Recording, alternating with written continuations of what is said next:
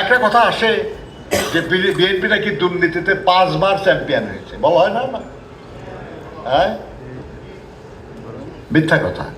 TIB আমাদের দেশে প্রথম দুর্নীতির সূচক ঘোষণা করে 2001 সালে। এর আগে এই ব্যাপারে কোনো জরিপ তারা ঘোষণা করে নাই।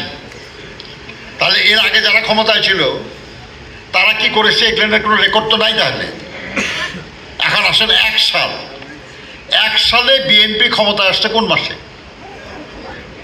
অক্টোবরে। তাহলে অক্টোবর থেকে ডিসেম্বর কতটুকু সময় পেল বিএনপি? তার আগে আসলো তত্ত্বাবধায়ক সরকার, আর তার আগে হলো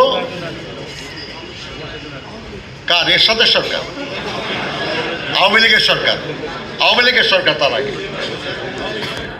96 থেকে 2000 পর্যন্ত 3 মাসের জন্য তত্ত্বাবধায়ক সরকার, তারপরে বিএনপি। তো 2001 সালে যদি চ্যাম্পিয়ন হয়ে থাকে তাহলে সেটার জন্য দায়ী কে? এবং তার আগে যে কি ছিল এটা তো কোনো রেকর্ড নাই।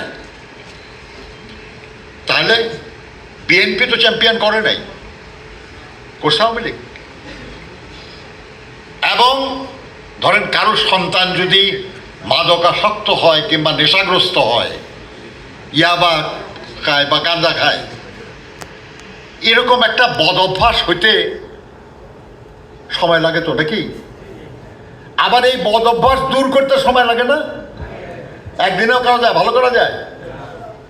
বিএনপির সরকার এসে এই যে দুর্নীতির যে ব্যবস্থা ছিল, যার কারণে দেশ দুর্নীতির শীর্ষে, সেটা দূর করার চেষ্টা করেছে এবং 2 বছরের মধ্যেই এটাকে নামায় আনার অবস্থা করেছিল। এবং বিএনপি যখন ক্ষমতা ছাড়ে তখন আর বাংলাদেশ দুর্নীতির শীর্ষে নাই। তাহলে অভিযোগ কেমন হয় আমাদের বিরুদ্ধে? এবং কারা অভিযোগ বেশি করে?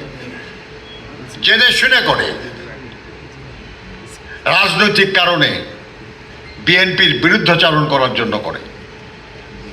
আমাদেরকে বলতে হবে সব কথা, বলতে হবে আমাদের যে 2006 সালে প্রায় 1.5 কোটি ভুয়া ভোটার দিয়ে আমরা ইলেকশন করতে চাইছি, যে বক্তব্য ভুল। বিএনপি ভোটার তালিকা সংশোধনের উদ্যোগ নিয়েছিল, আওয়ামী লীগের পক্ষ থেকে মামলা করে সেটা স্থগিত করানো হয়েছে। শুধু যারা মারা যাবে তাদের নাম বাদ দেওয়া, নতুন ভোটার অন্তর্ভুক্ত করা। কে না জানি আমরা বাংলাদেশে যে যারাই প্রার্থী হবে বা তাদের নেতাকর্মীরা নতুন ভোটার করতে যত আগ্রহী, যারা মারা গেছে বা পুরাতন ভোটারকে বাদ দিতে তারা আগ্রহী না। বিভিন্ন এলাকায় যারা ভোটার ছিল তারা হয়তো অন্যখানে চলে গেছে, কিন্তু ওই জায়গায় তালিকার মধ্যে তার নাম রয়েই গেছে। কেউ চেষ্টা করে না যে এটা চেঞ্জ করেন, এটা নাই আর এখন। বরং সবার আগ্রহ হলো নতুন ভোটার কেমনে বানানো যায়।